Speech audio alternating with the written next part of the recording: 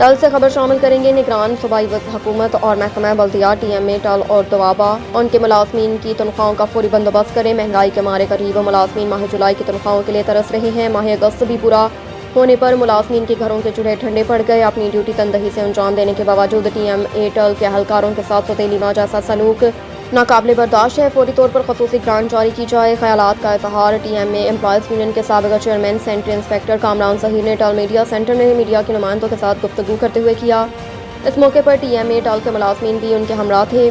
محکمہ بلدیات نے T M اے ٹل ملازمین کے ساتھ سوتیلی ماں جیسا سلوک روا رکھا، کیونکہ ماہ اگست پورا ہونے کو ہے، جبکہ ماہ جولائی کی تنخواہیں تاحال نہیں ملی، جن کی بدولت ملازمین کے گھریلو امور ٹھپ ہو کر رہ گئے۔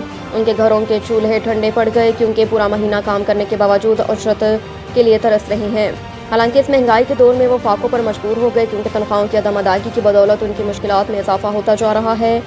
انہوں نے نگران صوبائی حکومت سمیت محکمہ بلدیات کے اعلیٰ حکام سے پرزور اپیل کرتے ہوئے کہا کہ وہ ٹی ایم اے ٹل اور دوابہ یونٹ کے ملازمین کے لیے فوری طور پر خصوصی گرانٹ جاری کریں، تاکہ انہیں جولائی کی تنخواہیں ادا ہو اور مشکلات میں کمی واقع ہو۔